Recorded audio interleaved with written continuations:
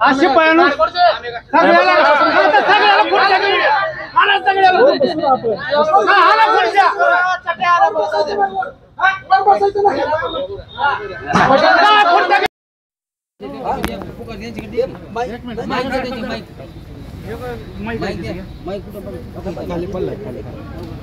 निवेदन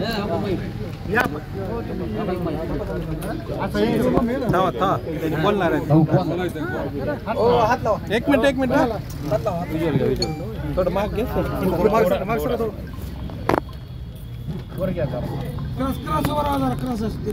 तेरणा बचाव संघर्ष समितीचं तेरणा आमच्या हक्काचं तेरणा आमच्या हक्काचं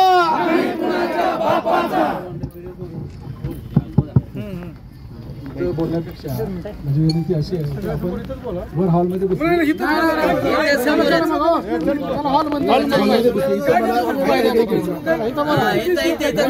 प्रत्येक गोष्टीचा मी तुम्हाला खुलासा करतोय. तुमचे जे काही आरोप असतील ते तिथे मी तुम्हाला उत्तर व्यवस्थित देईन. तेच राहील.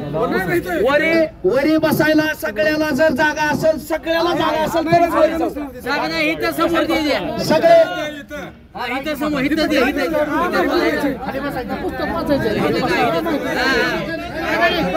बसा खाली बसा खाली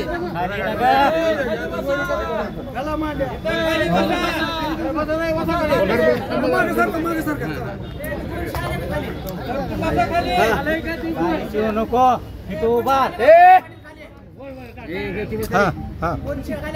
अरे आलो आणि निवेदन घेतलंय मी.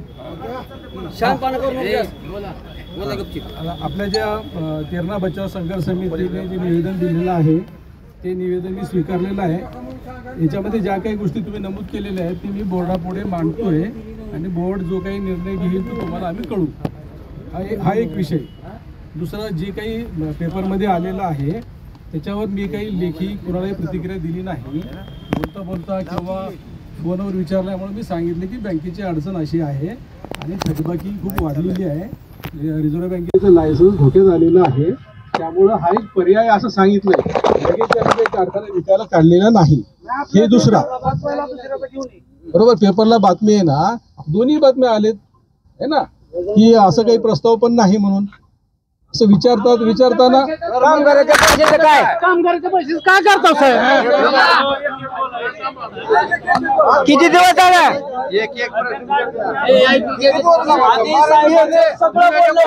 आमचा केव्हा विचारायचा आहे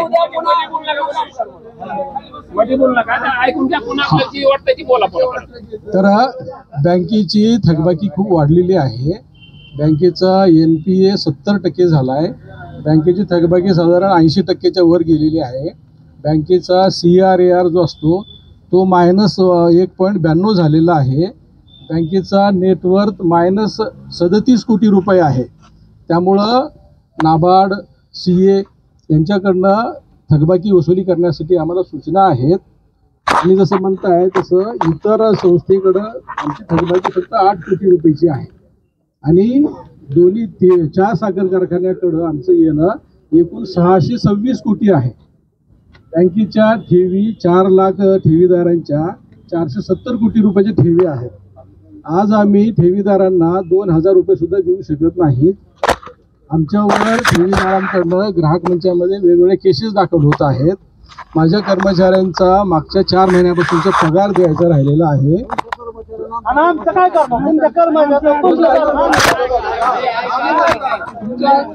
प्रत्येक प्रश्नाचं उत्तर आमचं मिटलं पाहिजे.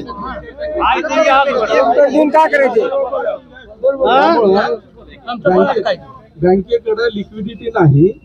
जो आपल्याला CRR मेंटेन करावा लागतोय 4.5%, तो सुद्धा आमच्या रेग्युलर बेसवर मेंटेन होत नाही. रिझर्व्ह बँकेकडनं या बँकेला दर महिन्याला किमान 8 लाख ते 12 लाख रुपयाची दंड होत आहे. आणि हे सगळं जिल्हा बँकेकडे थकबाकी वाढल्यामुळं थकबाकीची वसुली होत नसल्यामुळं ही सगळी परिस्थिती निर्माण झालेली आहे. हा एक विषय चर्चेला आला होता की जर हे दोन्ही साखर कारखाने विक्री केली तर काय होऊ शकतं. फक्त चर्चा झाली आहे. याच्यावर अजून कुठलाही अंतिम निर्णय झालेला नाही. ऐका ना बोलतो ना. अंतिम निर्णय काही झालेला नाही. त्याच्यावर तुळजाभवानीचा 15 वर्षाचा करार झालाय, पेरणीचा 25 वर्षाचा करार झालाय. तो करार मोडण्याचा त्याच्यामध्ये क्लॉज आहेत. जर ह्या लोकांनी कराराचं भंग केलं तर, त्यामुळे अजून तर कुठले भंग झालेले नाही. त्यामुळं करार रद्द करून विक्री करणं एवढं सोपं नाही. तरी पण बोर्डाने आम्हाला सांगितलंय की हे करताना तुम्ही वकिलांकडनं अभिप्राय घ्या. आम्ही DRAT मधल्या वकिलांना आणि हायकोर्टमधल्या सिनियर वकिलांना आम्ही पत्र लिहून या बाबतीमध्ये मार्गदर्शन मागितलेलं आहे. अजून तर काही मार्गदर्शन आलेलं नाही. जे येईल ते बोर्डापुढे सबमिट करू. त्याच्यानंतर जो काही निर्णय होईल तो तुमच्या सगळ्यांच्या समोर येणारच आहे. तुमचे माणसं आहेत का कारखान्यावर? एक नाही. आता किती झाले? सगळं आहे. कोण आहे तिथं वॉचमॅन? कोण आहे पेरणीवर? दाखवा नाव बरोबर पुढे. बरोबर पुढे कोण आहे? पेरणा कारखान्यावर बँकेच्या वतीनं प्राधिकृत अधिकारी म्हणून लावण आहे. कुठं जाते त्याला विचारत किती झाली साखर? ती दारू रुपयात बसत असतील तिथं. तुमच्याकडे काय काय दारू रुपयात बसत असतील. काय केलं हे सांगा आधी. संघर्ष समिती मिली होती का? संघर्ष समितीला तुम्हाला बोलवायचं काम होतं, बोलवायचं. आपण गेटवर जेव्हा झालं सब करार करून काम करायचा जो विषय मारायचा होता, मान्य केलं का नाही केलं? लायसन पेसन गेला गाडवाचा गाडीत आम्हाला काय घेणं नाही. जे गेटवरची बैठक पहिली झालती बरोबरची, त्याच्यातला कोणता मुद्दा तुम्ही पाळला हे सांगा. कामगाराला मिळालेला नाही माझ्या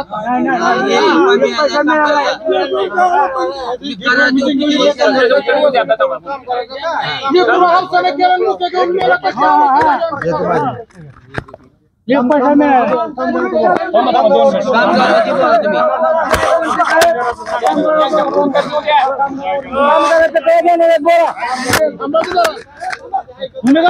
म्हणून आमचं मरायला त्यांच्या पगार नाही मग 4 महिन्याच आम्हाला 10 वर्ष झालं पगार नाही.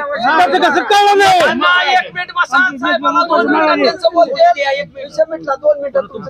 काय विषय मिटला? असाच गेटवर विषय मिटला होता.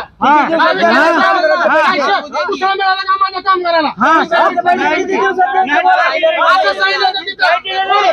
तिथं कामगाराला बिचाऱ्याने टाळे वाजून उठून आले. 10 वाजता त्यांची निब्याच्या वर मारायला झाले आता. काय सांगायला तुम्ही? अति बंद राहिला असता कारखाना चालला. काहीच दिलं नाही. काय दिलं नाही. पैसा एक पैसा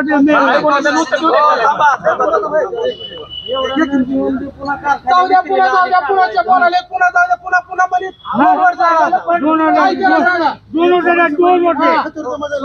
दोन गोष्टी आणि 25% काम करायची जी देणं आहे त्याचा काय विषय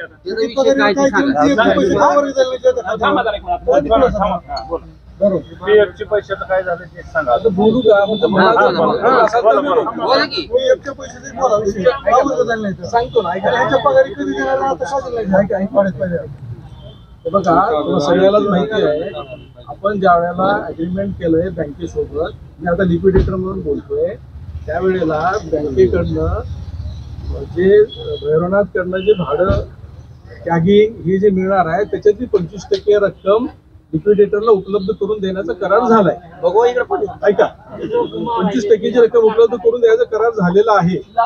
तरी पण आम्ही ऍडव्हान्स मध्ये रक्कम त्यांच्याकडनं घेऊन, म्हणजे 4 वर्षाचं ऍडव्हान्स भाडं घेतलं, EMDचे 5.5 कोटी रुपये घेतले आणि हे सगळं घेऊन आपण PF चे 11.5 कोटी भरले. पैसा मिळाला हे बघा, तुमच्याच कर्मचाऱ्यांमधले मी 5 कर्मचारी रिटायर्ड झालेले तिथं कारखान्यावर तुमचं सगळं हिशोब करण्यासाठी ठेवलेत. ऐका ना, तुम्ही त्यांच्याशी चर्चा करा. बोलू देत नाहीत काय ती आमच्याकडे काय म्हणते बोला, तुमच्याकडे पाठी देते. नाही तुम्ही पाठवत नाही, उलट बोलू देत नाही. आता तुम्ही या 2-3 दिवसात तुम्ही स्वतः 2-4 कर्मचारी आम्ही 2-4 मिळून आपण सोलापूरच्या फंडाच्या ऑफिस मध्ये जाऊ आणि त्यांना विचारू कसं असतं. PF कडे आपण हे 12 वर्षापूर्वीच सगळं पेंडिंग आहे. त्यांचे जे काही नवीन नियम आहेत त्याच्यामध्ये ते UN नंबर वगैरे काढायचा आहे. तर ही सगळी माहिती तुम्ही लोकांनी आमच्या कारखान्यातल्या काम करणाऱ्या कर्मचाऱ्यांना दिलेत. त्याच्यावर ऑनलाईन माहिती भरण्याचं काम सुरू आहे. कालच राजपाल देशमुख त्याच्यानंतर तुमचे DM पाटील PA पाटील जाऊन भेटून आले सुद्धा.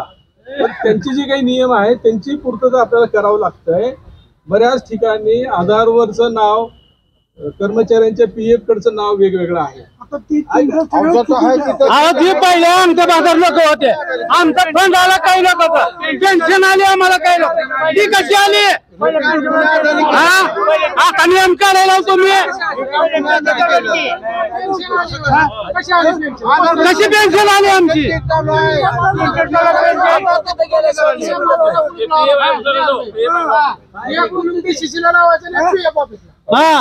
आपण गेले सगळं चालू आहे. PF पगार चालू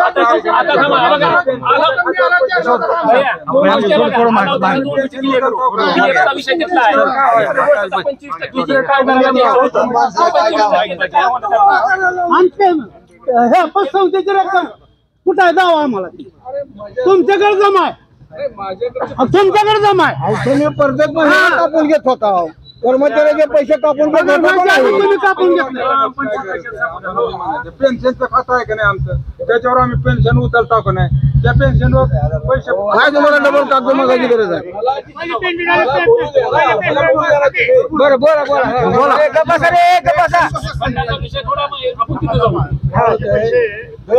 दर महिन्याला फंडाचे अधिकारी उस्मानाबाद मध्ये मिटिंगला येतात.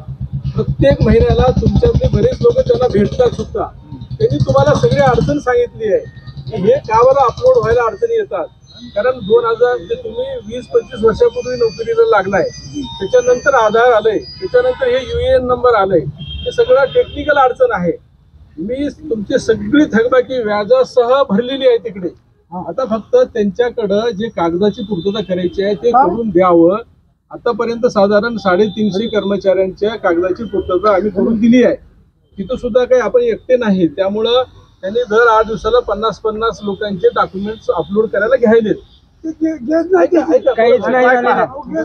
ना, ही जी काही अडचण आहे ना, ही काही मी तयार केलेली अडचण नाही किंवा माझ्याकडे तुम्ही असं दोष दाखवू नका की काय झालं आमच्या ग्रॅज्युएटी सगळ्यावर बोलू ना आपण, निवांत बोलू ना. आधी फंडाचा विषय उद्या नंतर ग्रॅज्युएटीचा हे बरोबर फंडाचे पैसे भरले आता विषय झाला विषय आपण म्हणलं प्रमाणे जाऊ द्या फंडाच्या पुढे फक्त 25% विषय ऐका फंडाचा विषय ठरा. करारामध्ये दरवर्षी भैरवनाथ कडून जिल्हा बँकेला भाड्यापोटी आणि गाळपापोटी जी रक्कम मिळणार आहे त्याच्यातले 25% रक्कम ते आपल्याला लिक्विडेटरला देणार आहेत. कशासाठी? तर कारखान्याची कर्मचाऱ्यांची ते द्यायचे. आता मागच्या 4 वर्ष म्हणजे पुढच्या 4 वर्षाचं ऍडव्हान्स भाडं आम्ही घेतलंय, 5.5 कोटी EMD घेतलंय. हे सगळं घेऊन सुद्धा पुरत नव्हते पैसे. तुमचं PF 11.5 कोटी होता. तुमचं लाईट बिल भरल्याशिवाय त्यांना कारखाना चालू करता येत नव्हता. तुमचं राज्य उत्पादन शुल्कचे पैसे भरल्याशिवाय कारखान्याला परवानगी देत नव्हती. अशा पद्धतीनं साधारण आम्ही 18 कोटी रुपये तुमचे पैसे कारखान्याचे तेरणेचे नाही राज्य थांबा आपण भरले का ते लिक्विडेटर भरले आहे त्या अवस्थेत त्याच्यात लिहिलेलं आहे. नाही ना त्या 3 गोष्टी आपण करा. आता झाला इथंच बदल नाही इथंच बदल इथंच बदल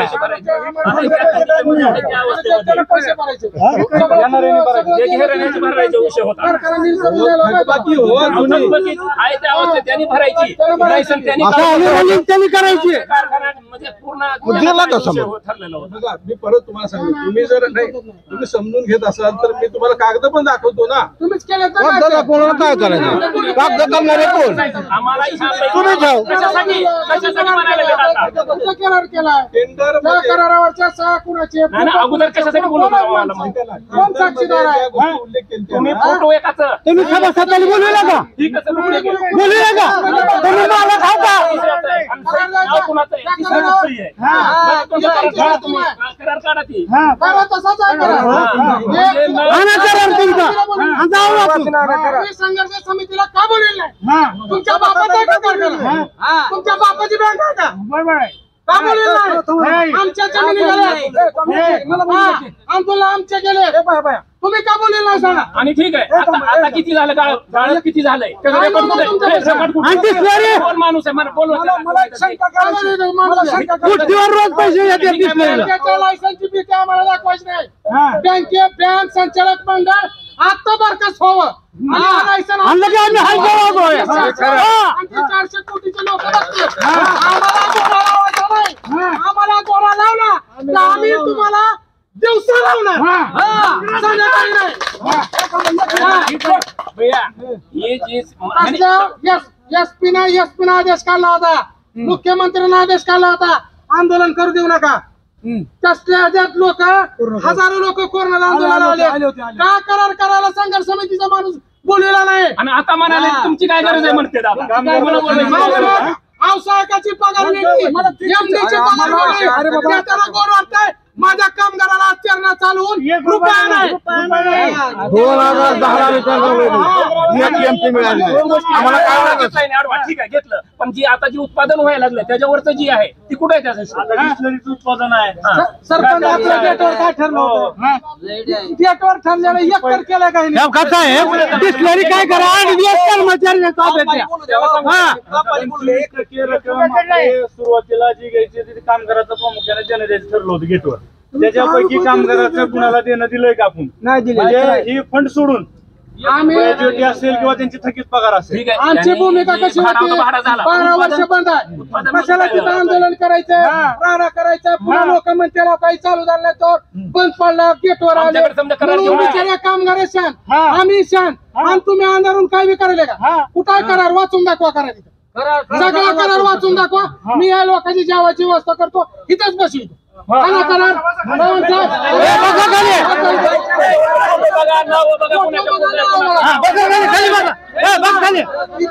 मीडिया बांधव माझी इथं दूध पाणी का पाणी खाली बस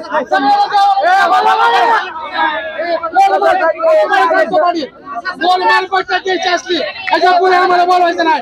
तुम्ही आता काय म्हणला? नाही पुन्हा करतात, पुन्हा पुन्हा काय नाही. आपण जाहीर काय केलं? वरी जायचं नाही. शब्द पाळलाय का? ती शब्द का पाळला नाही दादा ही सांगा. ती विक्री बघू पुन्हा आमच्या चालू झाल्यापासून जे उत्पादन माल झालंय त्याचं काय? त्याचं काय ही सांगा. त्याच्यावरती 25% कुठे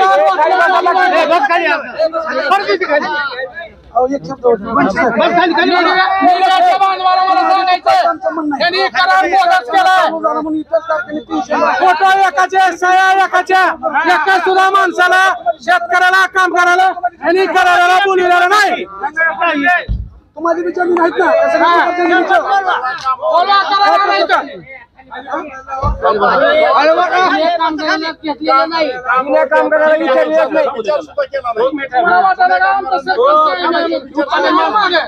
भैया नाटक करायचं मालाचं सांगू द्यायला सगळं सांगायचा करार वाचून दाखवायचं द्यायला पाहिजे. इथं करार लावून साहेब करार साहेब 68 काम करायचं 1/4 जॉईनिंग केलं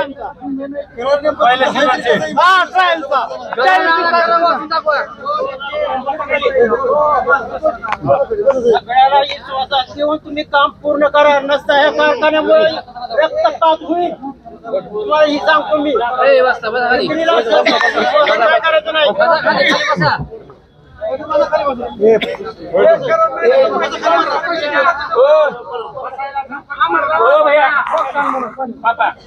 आता जे उत्पादन झालं ना त्याचं रेकॉर्ड आहे की नाही ते दाखवा तरी खरं ना आपण.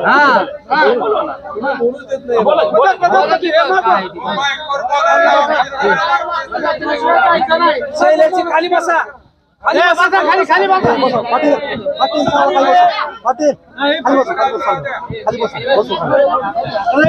सर्वांना विनंती आहे, कृपया खाली बसावे.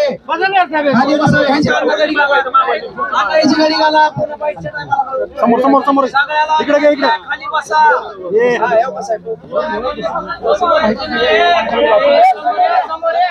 एवढे बसायला मिळतं का साहेब?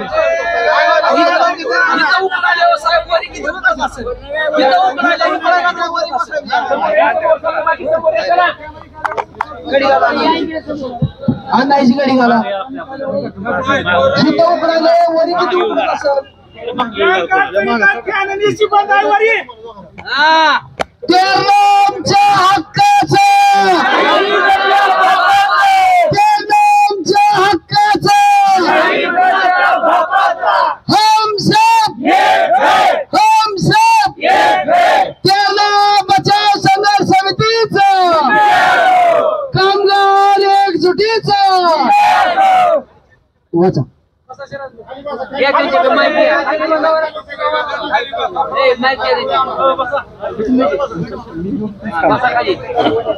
माहिती आहे साहेबांकडे.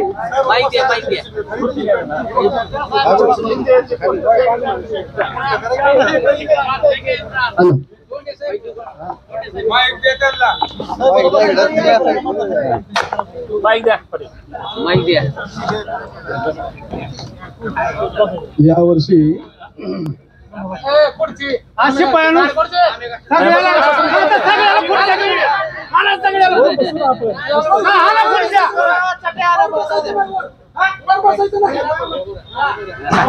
पुढच्या गेल्या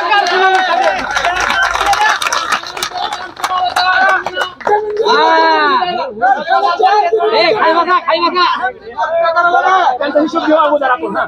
ऐका ना, सर्वांसाठी त्रास घ्या.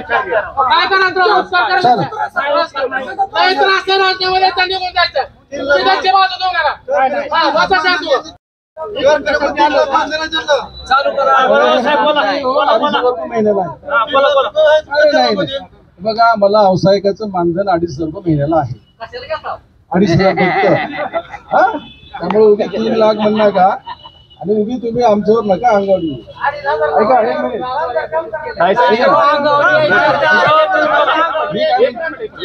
साहेबाचं जे म्हणणं आहे आम्हाला कधी मान्य असतं, त्याने पारदर्शकता दाखवली असती कराराच्या वेळी. ज्यावेळी प्रत्येक वेळी जसं तुम्ही पाटील झाला, भैया झाला, आम्हाला झालं, जर फोन लावत होता कारखाना चालू होण्याच्या अगोदर, नंतर जसंच ठरलं आणि एक डाव भरून चुगरला दिल्यानंतर तुम्ही आम्हाला कसले आहेत म्हणून विचारलं नाही. बरोबर आहे.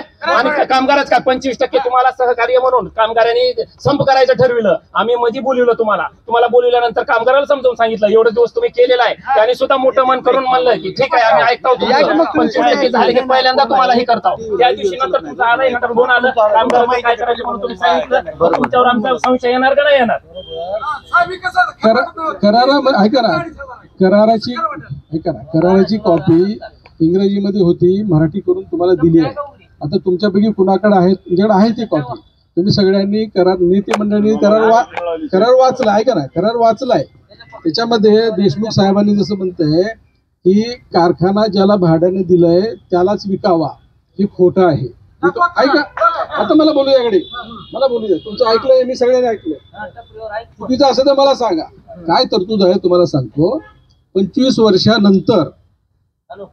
वर्षानंतर भाडे ह्याच्यातून जर कर्ज बाकी नील नाही झाली तर, परत सांगतोय, 25 वर्षानंतर कर्जबाकी नील नाही झाली तर, आणि 25 वर्षानंतर ज्या वेळेला कारखाना भाडेतत्वावर द्यायची वेळ येईल त्या वेळेला प्राधान्य ह्यांना द्यावं, एवढं आहे फक्त.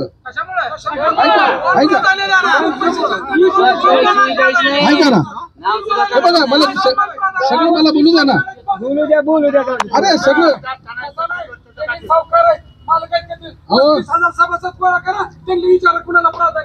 आहे ना. ऐका ना, हे का बरं झालं असं?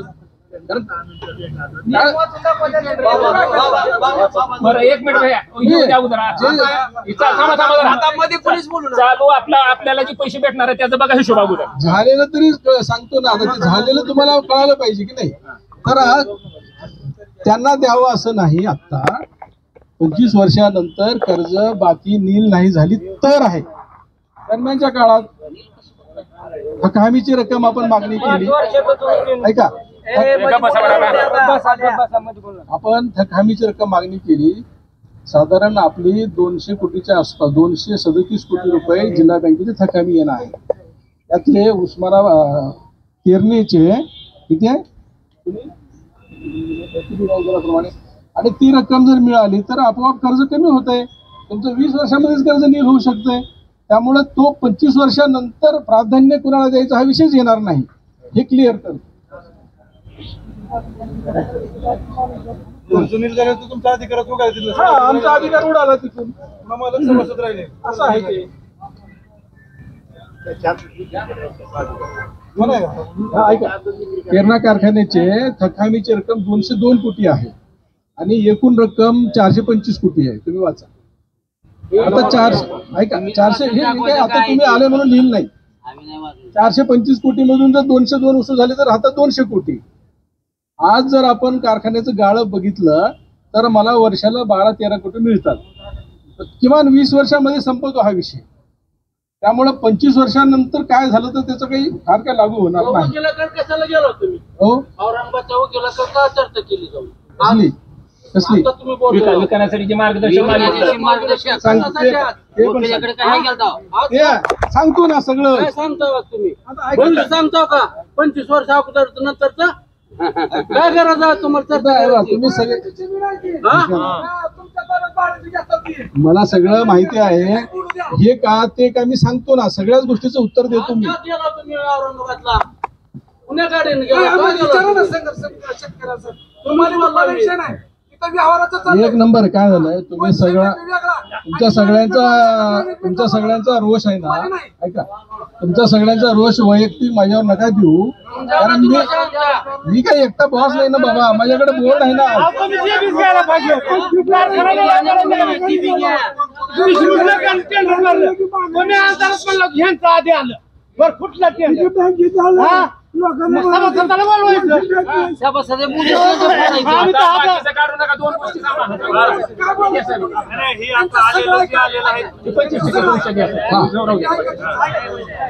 आलं लक्षात? पैसे उपलब्ध होणार ती बघा.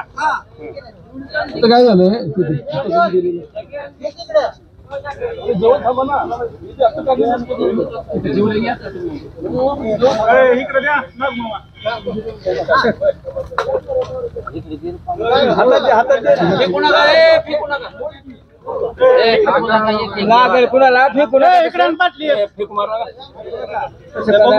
हे बघा, या वर्षीच्या मध्ये 312 ton metric ton 3,12,878 metric ton घालत झाले.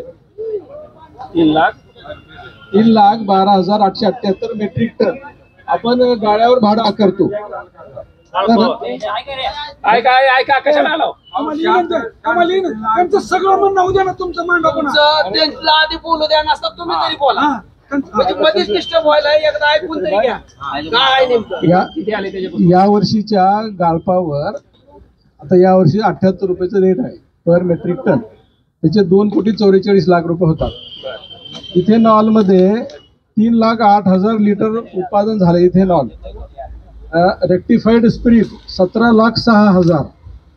Special denature spirit 1,39,700. Impure spirit 76,900 असं उत्पादन झालंय.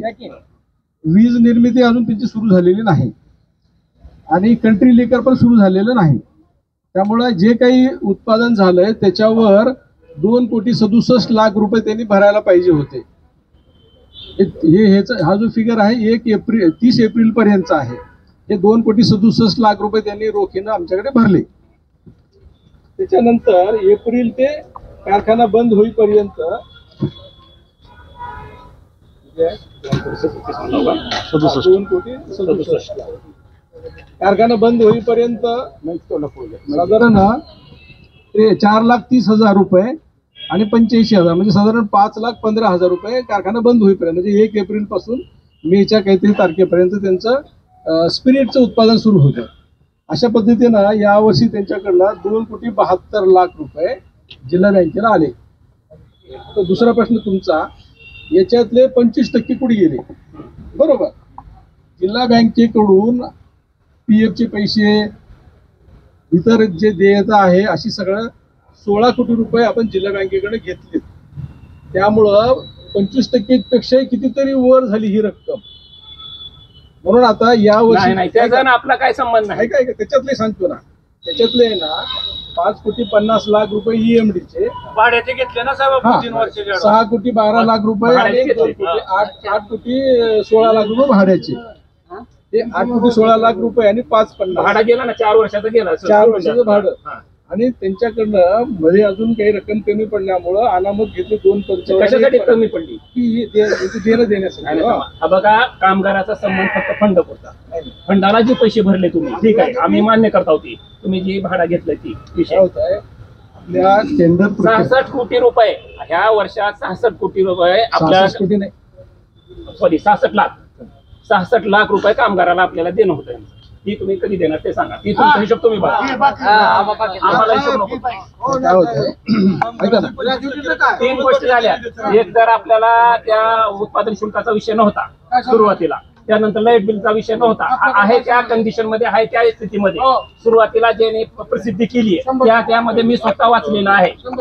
ते भरण्याचा विषय नाही. म्हणजे जे किती पैसे भरला होतो मी ते सांगा राज्य उत्पादन शुल्काला. आणि निविदा प्रक्रियेमध्ये आणि त्याच्या आधारेच आपण अग्रीमेंट केलंय. त्याच्यात PF, लाईट बिल आणि राज्य उत्पादन लोकांकडे बोलायचं आहेत ना सगळं. दुसऱ्याकडे जे तुमच्याकडून टेंडर घेऊन गेले आहे की कागदावर आहे, लिहिलेलं आहे. असेल तर ठीक आहे. त्याच्यामध्ये कुठे दोष असेल तर मला सांगा. टेंडर मधले जे क्लाज आहेत तेच अग्रीमेंट मध्ये आहेत. त्याच्यामध्ये PF, त्याच्यामध्ये लाईट बिल, त्याच्यामध्ये राज्य उत्पादन शुल्क, हे 3 रकमा याच्यातनं घ्यायच्या आहेत आणि भरायच्या आहेत. तेवढेच भरलेत. त्याच्यासाठी सुद्धा रक्कम कमी पडत होती, म्हणून त्यांच्याकडनं आपण अनामत रक्कमा घ्याव्या लागल्या. नाही, त्यांच्याकडे अनामतच घ्या ना. 25% तुम्ही जी 75% बँकेत खर्च लागली ना, कामगारासाठी काय अनामत घ्या? कामगाराचे कशाला घ्यायला लागलो? कामगारासाठी काय अनामत घ्या? कुणाचं आहे? 66 लाख रुपयाची आहे, बाकीचे घ्या ना तुम्ही. बरोबर. काय झालंय, 2,67,70,00,000 आता ही नवीन गोष्ट आहे. 66 लाख रुपये आपण वसूल करण्यासाठी काय करायचं तो पर्याय बघा आपल्या कामगाराचं देणं. त्या 25% रकमातून ऑलरेडी ना वजा करू नका. बँकेकडनं सब करार त्यांनी करणार म्हणतात. आज 2 गोष्टी आम्हाला क्लिअर करायचं आहे. सब कराराचा विषय एक नाही. तुमच्यापैकी देशमुख आलीत का जे माझ्यासोबत हमेशा बोलतात, तेव्हा तुमचे ते पाटील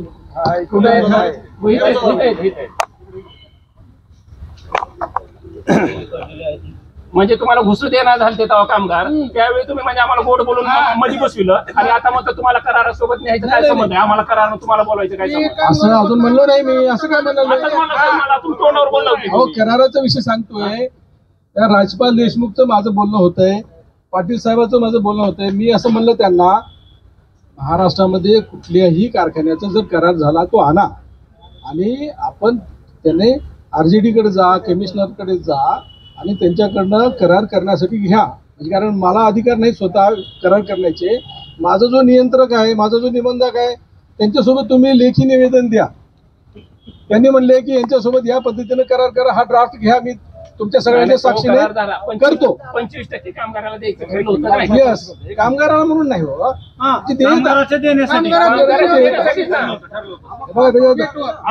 तेच मान्य नाही ना त्यांना. नाही नाही, कोणती मान्य केलंय? मी सगळं मान्य करवलंय ना. 30 तारखेपर्यंत आमचं 25% रक्कम द्या. बँक आहे का? तुमच्या खुर्च्या आहे का? घ्या भैया, तुमची लेखी द्या. 1 तारखेपर्यंत देतो. त्यांची लेखी घ्या. एवढंच लेखी घ्या. लेखी मी लेखी घ्यायची यांची. हे बघा, त्याची नाही दिवळ. आता बोलू द्या मला. मी बँकेकडे तुमचं म्हणणं जे आहे तसंच मी पण बँकेकडे मागणी करतो. 2,72,00,000च्या 25%ची रक्कम आम्हाला द्या म्हणून. पुढच्या बोर्ड मीटिंग मध्ये मी विषय घेऊन मांडणी करतो.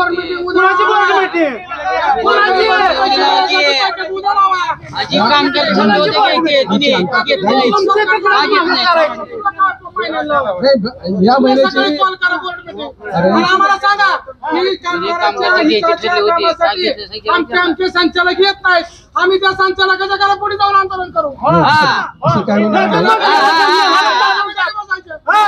तर तुला मतदान द्या का नाही देत ना. उद्या मीटिंग करा तुम्ही नाही येऊ दे त्याने त्या अजेंड्यावर तुमच्या. उद्या आम्ही ओमदादाला मानतो, राणादादाला मानतो. थांबा आता थोडंसं. आता तिथं जे काम चालू आहे ते काम त्याच्यावर चालू आहे. कुण्या कर्मचाऱ्याची किती देण आहे त्याची यादी करणं चालू आहे. ऐका काय माहिती नाही आधी नाही हो. तिथं माझ्यापेक्षा तुम्हाला जास्त माहिती आहे. तिथं रेकॉर्ड काही नाही ते देणं घेणं आपलं बघून घेऊ. यादी आपले करून 25% बँकेत झाले म्हणून दाखवा. पुन्हा ती राहू द्या. पुन्हा बघा ती आमच्या बँकेत तुम्ही त्याकडे जाऊ. बरोबर आहे का? ती कर्मवारी ह्यांच्या बसतील. तारीख सांगा आम्हाला. चिठ्ठ्या घालून काढू सिनियरिटी नाही आमची साई द्या आम्हाला. हा. तुम्ही त्या शिवळ लिहिली आहेत ना. आता कसं झालं काय, मी 20-25 वर्ष झाले कर्मचारी सगळे बिगर पगारीचं त्यांनी काम केलंय आणि सगळे जास्त कारखाना भाड्यावर गेल्यावर तर त्यांचे पैसे मिळतील. आता 2-3 गोष्टीचा खुलासा घ्या. कारखाना विकणार का नाही विकणार पहिली गोष्ट ही. दुसरी गोष्ट 25% तारीख आम्हाला कधी जमा करणार 2. हो आणि पीएफचा विषय आपला पण ठीक आहे. ह्यांच्या हक्कारीत थोडंसं आहे, बाकीचं त्यांच्या हक्कारीत नाही. त्याला तिथं बघू आपण. आवश्यक म्हणून हे नुसतं तिथं यायला पाहिजे. आपल्याला सहकार्य करायला पाहिजे.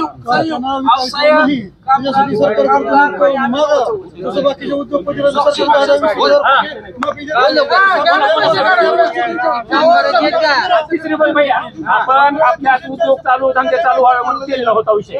त्या लोकांचे जे भाडे भरून घेणं झाले ते बाकीचे भाडे भरून गेले त्याला कंटिन्यू करून टाका. दुकानाचे जेवढे भाडे आता जेवढे देते तेवढे भरून 3 मुद्दे मांडा. बरोबर.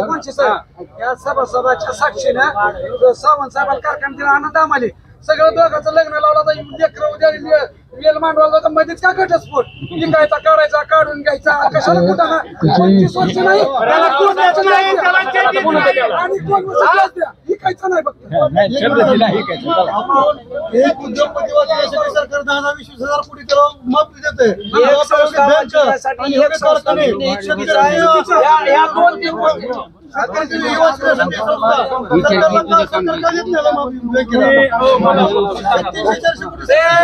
शांत बसा. मुद्द्याला हात घाला. पीएफचा विषय तुम्हाला सगळ्यांना कळाला आहे. पीएफच्या जे काही अडचणी आहेत ते दूर करायचं काम आमचं सुरू आहे. परत पुढच्या आठवड्यामध्ये आम्ही पीएफ ऑफिसला जातो. आता कोणी बोलू नका. तिथं पण सगळं ऑनलाईन झालंय. त्यामुळं बऱ्याच चुका आहेत. त्या चुका दुरुस्त करायचं काम आमचं सुरू आहे. तुमच्याच रिटायर्ड कर्मचाऱ्यांपैकी मी 5 कर्मचारी घेतलेत. मी काही बाहेरून एकही कर्मचारी आणलो नाही. त्यामुळं ज्याला रेकॉर्डची माहिती आहे असेच कर्मचारी तुमचं पीएफचं असेसमेंट सुरू आहे. बऱ्यापैकी फायनल झालंय. दुसरा विषय तुमचे इतर जे देणं आहेत पगारी वगैरे तिथं कुठलंच रेकॉर्ड नीट नाही. तुम्ही सगळे साक्षीदार आहेत. बरंचसं रेकॉर्ड पाण्यानं भिजलंय. बरंचसं रेकॉर्ड चोरांनी चोरून नेलंय. याच्यातही आमचे लोक तिथं बसून जे आहेत उपलब्ध त्याच्यात माहिती करतायत काढतायत. कुणाचं किती देणं आहे हे अजून फिक्स झालेलं नाही. त्यामुळं एकदा ते होऊ दे. त्यांचं उद्या पुन्हा आपण बोलू. त्यांचं उद्या पुन्हा त्याला पर्याय सांगू आपण. मी तुम्हाला हे नाही म्हणलं होतं अजून 2-5 कर्मचारी आमच्याकडे या. मी तुम्हाला सगळ्यांना पगार देतो. तिथं तुम्ही याद्या करायला मदत करा. हे मी 3-4 महिन्यापासून नाही 6 महिन्यापासून सांगायला. राजपालला बोलतोय यांना बोलतोय पण कोणीही तुमच्यापैकी तिथं येऊन ज्याला माहिती आहे त्यांनी काही मदत करत नाहीत. आता आहेत ते 5 लोक ते लोक त्यांना जसं सापडेल तसं काम सुरू आहे. त्यामुळे एकदा ते आधी फिक्स झाली तुमचं कुण्या कर्मचाऱ्यांचं पगार किती ग्रॅच्युटी किती हे देण्याचं एकदा फिक्स झालं आणि मग यांनी म्हणलं तसं बँकेकडनं पैसे देऊ. 66 लाखातले कुणाला 10,000 येतील कुणाला 20,000 येतील. त्या पद्धतीनं आपण प्रायोरिटीनं देऊ. मी त्याच्याही पळून चाललो नाही. मी त्याही गोष्टीवर आजही हो म्हणतोय मागेही होच म्हणलोय. तिसरा मुद्दा असा आहे जिल्हा बँकेला जर राज्य सरकारकडून थकहामीची रक्कम जर मिळाली 150 कोटी तर जिल्हा बँकेचं थकबाकी कर्जही कमी होतंय. लायसन्स पण रोखतंय. आमचा दुसरा प्रयत्न असा सुरू आहे की ही रक्कम राज्य सरकारकडनं मिळावं. आता आपल्याकडे जिल्हा बँकेवर कलेक्टर साहेब अध्यक्ष म्हणून आलेत आणि अध्यक्ष साहेबांच्या सहीचं शासनाला आम्ही निवेदन दिलंय की जिल्हा बँकेची अशी परिस्थिती आहे थकहामीची रक्कम या बँकेला उपलब्ध करून द्या म्हणून. जर असं झालं तर आपोआप थकबाकी वसूल होईल. एनपीए कमी होईल आणि शक्यता अशी आहे की हा विचारही होणार नाही पुढे. का तर आम्हाला कुठं बरं नुसतं विकायचं हा विषय आहे एवढं सोपं नाही. तानाजी सावंत नो ऑब्जेक्शन देणार आहेत का, किंवा भैरवनाथ शुगर आम्हाला म्हणणार आहे का येस विका म्हणून, कारण त्यांचे 200-250 कोटी त्याचे इन्व्हेस्ट झालेत. एवढा सोपा विषय नाही. पण आता तुमच्या वेगवेगळ्या पद्धतीने कानावर आल्यामुळे तुम्ही आलाय, तुमची भावना मला समजती आहे. ही भावना जमीन विक्रीचा ऐका, विषय कारखान्याचा जमीन विक्रीचा 2 वर्षाखाली ठराव झालाय. आम्ही पुढे गेलोय का? जायचंय नाही. मग काय होईल त्याच्याविषयी चिंता करताय? अहो कारखान्याची लिखे रिटेन्शनचं आमची लिखे कारखान्याची रिटेन्शनची कारखान्यानं लिहून दिलेली आहे लिखे, आणून दाखवतो तुम्हाला काय की इथं एवढा रिटेन्शन आहे, 1,13,000 रिटेन्शन आहे म्हणून. आम्ही शिक्षक कर्मचारी आहोत. त्यांचं ऐका तुम्ही अगोदर पुन्हा बोला 2 मिनिट. 15 वर्ष झालं मला रिटायर होऊन.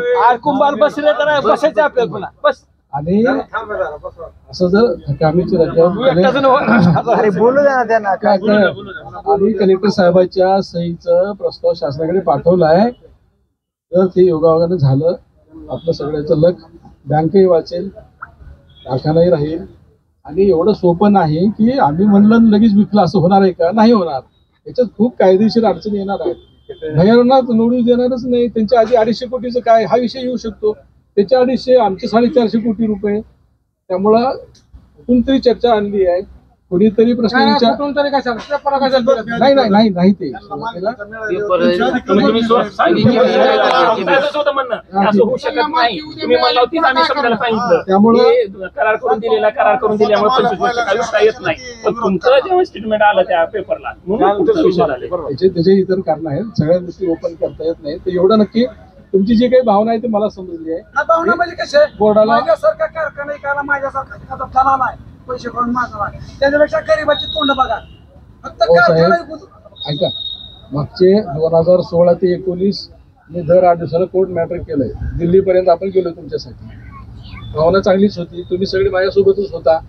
आज तुमच्यासाठी दुश्मन कसं काय, 200 दुश्मन कसं काय झालं तुमचं आज सोबत? दुसरं ऐका, नंतर ऐका ना, माझं सगळं ऐकू द्या. नंतर पुढचे 2 वर्ष आपण कारखाना वेगळ्या पद्धतीनं आपण पुढे आलो, भाड्याने दिलंय, है की नाही?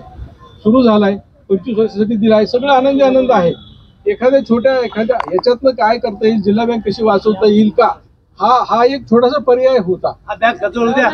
नाही असं कसं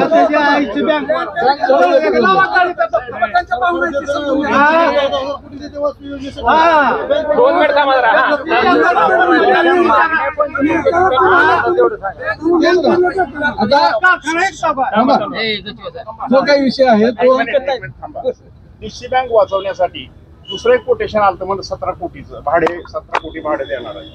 ती कोटेशनच लवकर आलेलं सुद्धा गायब झालं.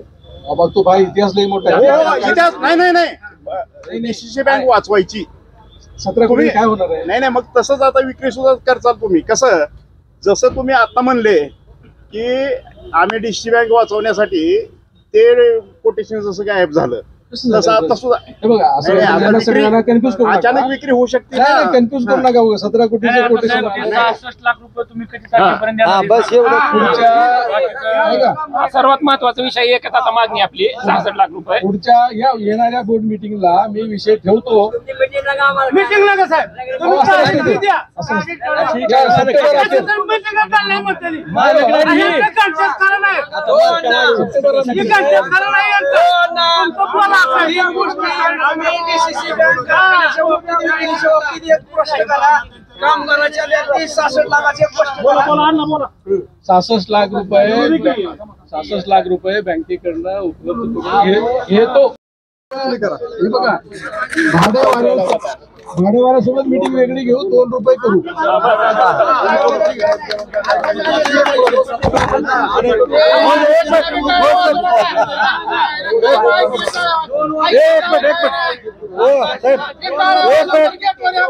कोरोना काळामधलं भाडं काय आमचं माफ करावं अशी सर्व दुकानदारांची विनंती आहे. कोरोना काळामधलं निवेदन द्या. निवेदन ऑलरेडी दिलंय मी. नाही ऑलरेडी दिले, सर्व दिलेलं आहे. कोरोना काळातला भाडं माफ करण्यात यावं. काय साहेब, जेव्हा परिस्थिती खराब होती त्यावेळी दुकानदारांनी भाडे देऊन ते जीवन ठेवलेलं आहे. साहेब तुम्ही कोरोना काळातलं जर माफ केलं, एक मिनिट, कोरोना काळातलं माफ करा आणि 2 रुपये करा. मी तुम्हाला सर्व दुकानदाराकडून हमी देतो. 1 टाइम रक्कम लावा साहेब. प्रत्येक दुकानदाराची थकबाकी वन टाइम भरण्यात येईल. तुम्ही 2 रुपये करा आणि कोरोना काळातला आमचं 24 महिन्याचं भाडं माफ करा. वन टाइम पूर्ण रक्कम घ्या तुम्ही. इथं येऊन आम्ही भरतो. दुकानदार तो पण विषय बोर्डात घेतो उद्याच्या. ठीक आहे. विषय बोर्डात घेऊन मान्य करून देतो.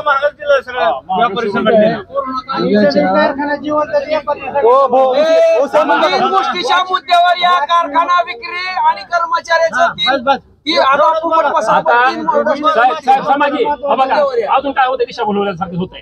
आता व्यावसायिक म्हणून तुम्हाला अधिकार आहे भाड्याचा. बोर्ड ठेवायची काय नाही नाही ऐका, आता काय झालंय, बँकेने सगळी मालमत्ता ताब्यात घेतली आहे. त्यामुळं भाडं मी वसूल करत नाही. तुम्ही लक्षात घ्या, भाडं बँकेचा अधिकारी लावून वसूल करतोय. त्यामुळं माझ्याकडे माझ्या हातात काहीच अधिकार नाही लिक्विडेटरचा.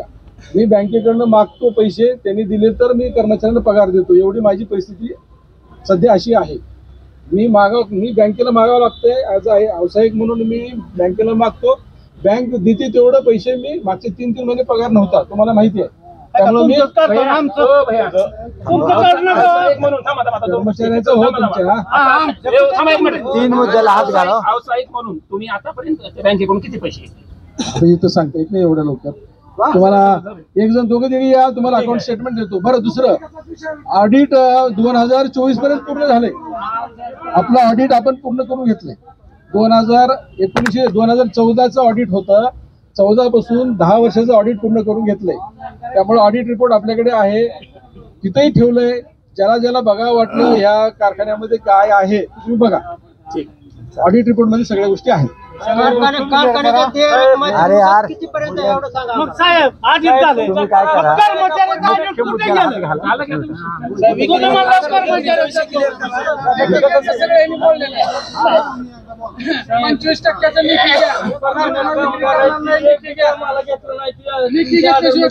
माईक घेऊन तुम्ही बोला. आता काय काय मुद्दे क्लिअर झाले. तर आता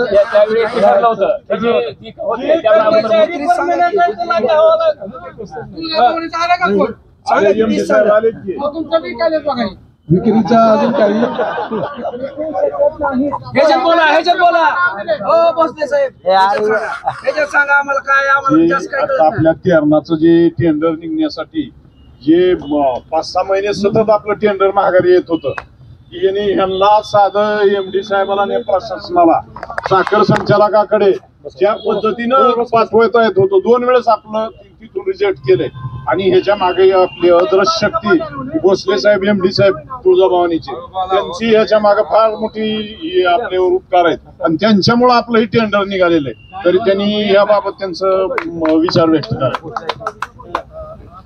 मी आता अचानक आलोय समोर विषय म्हणजे मला एवढंच कळालं होतं की कारखाना विक्री करणारे 2 बरं का सर. तर त्याबद्दल मला पाटील सरांचा एक फोन आला होता. मी म्हणलं तसं काय होणार नाही, तुम्हाला जर रीतसर हे करायचं कलेक्टर साहेबांना वगैरे भेटा, सगळे मिळून देतो आपण आणि कलेक्टर साहेबांना हे निवेदन देऊ किंवा हे कारखाने विकू नका. 10 वर्षानं परत पूर्वत चालू झाले आणि आमची तिथं रोजीरोटी सुरू आहे आणि तसं कलेक्टर साहेब आहेत म्हणून निवेदन देऊ म्हणलं होतं. पण आज इथे यायचं मला नियोजन माहित नव्हतं. मला आता पाटील साहेबांचा फोन आल्यावर मी आलो या म्हटल्यानंतर.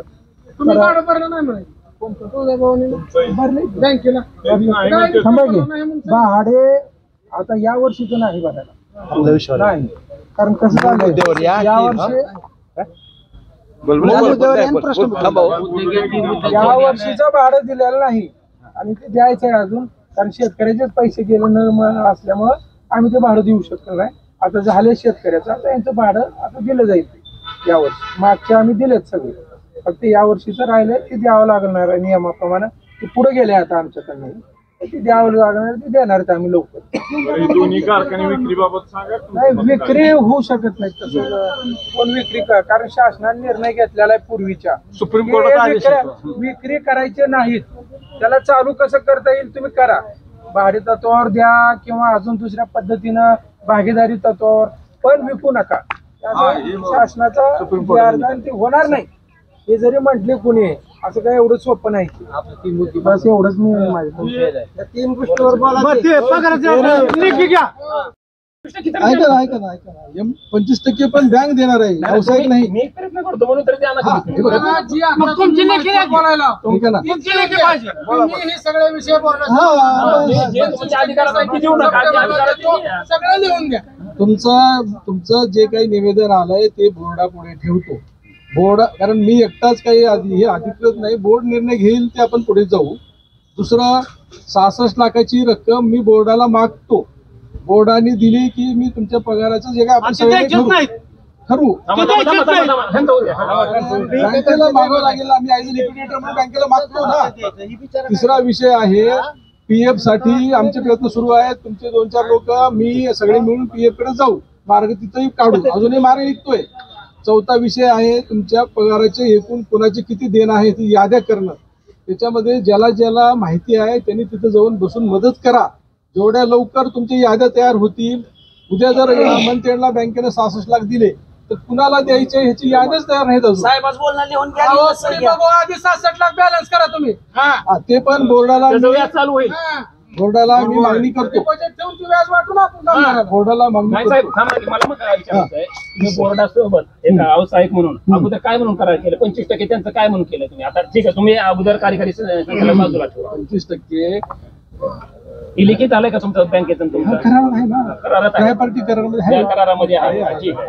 मग हक्कानं मागायचं ना, त्यांना बोर्डात घ्यायची काय संबंध आहे? 25% पेक्षा जास्त रक्कम त्यांनी दिली हो आपल्याला, म्हणून ते देत नाही. नाही ना साहेब, ते देत नाही. त्यांनी 17 यांना दिले तेच म्हणलं, मग कशाला दिली? अरे थकबाकी भरायला मी सांगितलं तुम्हाला असं ठरलं नव्हतं. नाही ना. 25% आम्हाला द्यायची. सरपंच असं ठरलं होतं देणार कारखाना भाड्याने घेणार आहे. सगळ्या रक्कम त्यांनी भरायची. ठरलं का नाही? हो भैया, ते बी बघून आपण त्याची बी आपण कॉपी घेऊ. कशाला लागणार? कशाला अडवून कशाला बसला? 25% घेतली ती बी बघू घ्या. तुम्हाला हे बघा, तुम्ही माझ्यासोबत वर या, तर तुमच्याकडे करार आहेत ना हो, असं अहो, पण आपलं तसं घेतली आणि खर्चली. ठरलंच नव्हतं. यांना द्या ना. इम्रान भाई. घेतली ना तर ह्यांना कारखाना द्या ना. घेतलाय ना. खरंच त्याला खर्च सगळं झालं भरायचं. म्हणजे. दुसरं ऐका, आता परत जे भाड्याचा विषय आहे, 2 रुपये पर स्क्वेअर फीट आणि कोराडावरचं माफ. हे दोन्ही विषय आम्ही बँकेत आधी जाऊ द्या. ही आमचं काढा आधी. त्यांचं मागं आहे का बाळ? बाळ, एक मिनिट थांबा. ए, टोपी, एक मिनिट थांबा. पहिल्यांदा जो प्रमुख लोक आहेत